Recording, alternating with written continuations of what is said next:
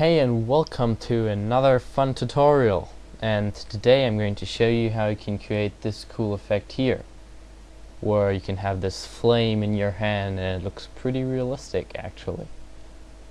How come these effects are all some stuff that you can't actually have in real life? I always feel stupid when calling them realistic. Who cares? Let's get started. Now there's a similar tutorial to this one online already, but I've changed a few things and I think it's easier to make that way in case you know the other one, just in case. So we have the hand footage here. I'm just gonna drag that to new composition on the new comp button, and this is footage from videocopilot.net, and I don't have any footage of a hand myself. Unfortunately, if I did, it would be really bad quality, so sorry, but I'm not using that. I don't want to.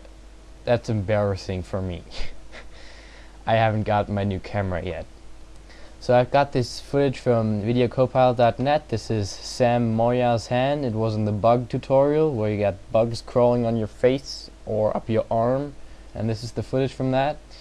You can download it as well as in the project files for that tutorial on videocopilot.net, which I'm already saying for the third time, I just noticed. Who cares? Let's get started. Now what you want to do first is you have your footage and you want to track it. So you're going to go to Window and open the tracker controls. Then you're going to go to track motion, zoom in here a bit, select this track point, just scale it up a bit and move it to those points over there, for example. These work pretty well, not always, but they sometimes do. And because I don't want this tutorial to waste any time, I've already created that tracker. Well, I'm going to copy the one from the preview I just showed you, and we'll use that one instead for this tutorial. What you have to do is you just basically set it here, and you create a new null object in your composition, and then once you've got it tracked, you just click on the analyze forward button here when you're in the first frame and analyze this footage, and then you can apply this data. You can edit the target, so make sure it's the null, and apply the data, and that's how you would have your tracker null object. Now I'm gonna just take the one from the other composition. I'm going to go to edit, copy, and paste this null object in here. I'm just going to call it tracker. And it basically, when I turn it on here, the visibility, it's stuck to my footage, well, basically to the middle of the hand for some distance. I didn't track all the way. I tracked I'm going to stop this at 2 seconds, press the N key to end this here at 2 seconds. And yeah, now we've got the footage tracked. So our next step would be to import the flame footage. Now there's footage like this on detonationfilms. Oops, that was a mistake, sorry there. We pull in our composition down here. There's footage like this on detonationfilms.com. You can just go there and download it. It's a really cool website with lots of flames and gunshots. I really recommend it. We're going to set this layer's transfer mode to add so that the black disappears, and this label down here, the detonation films, that's only on the very first frame. So or on the first view, it ends right about here. And because this is fairly long, this flame, we're going to drag it back so that we're just going to check the first frame here. Drag it back until we got this one spot that we want. There's this spot at the end where it just blows up and then it burns for quite some time. So we'll go there at this moment, and we're going to drag it up into the middle of our hand. Then holding one of these corners and the shift key on your keyboard, you can scale it up.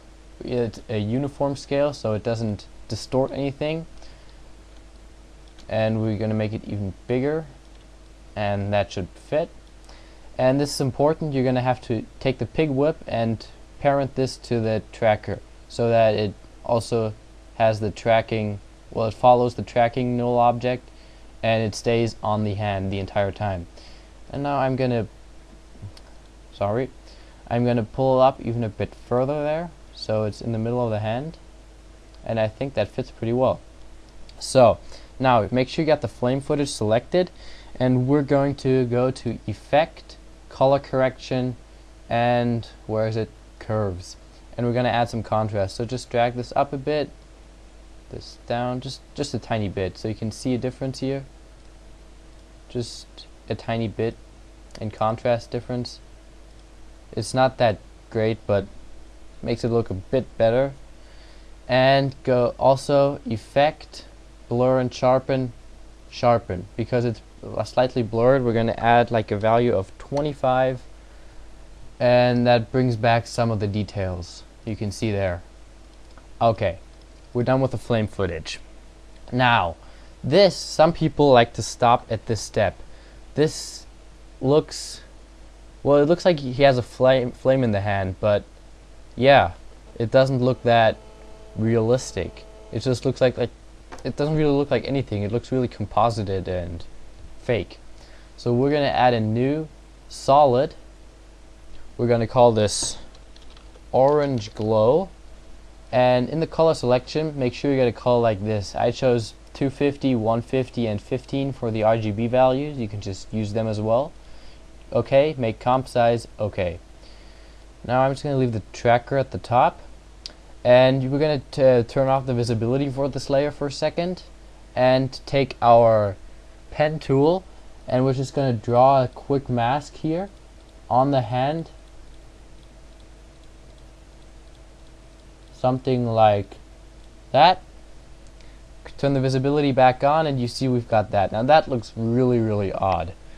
So we're gonna go to, we're gonna hit, have this layer selected, hit MM, and the mask feather will feather this out a bit, and then with this layer selected, hit Shift T, which also opens the opacity, and we're gonna pull this down all the way to, sorry again, all the way to 37%. That's what I chose for the previous composition.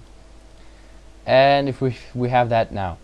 And also we're going to change the mode to add. So instead of that normal orange dark type, we have a glowy, I don't know how to describe this, more like it's a glow on the hand actually. And now this is one of the important steps. Go to Effect, Stylize Glow, and I'm not going to change it to this simple glow here.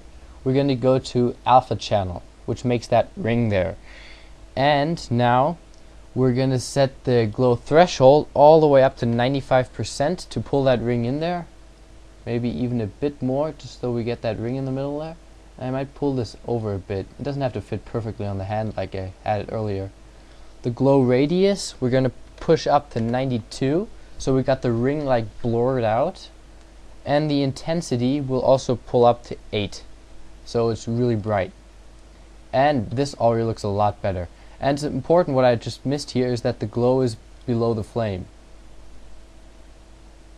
Did that even make a difference now? That's odd. Oh well.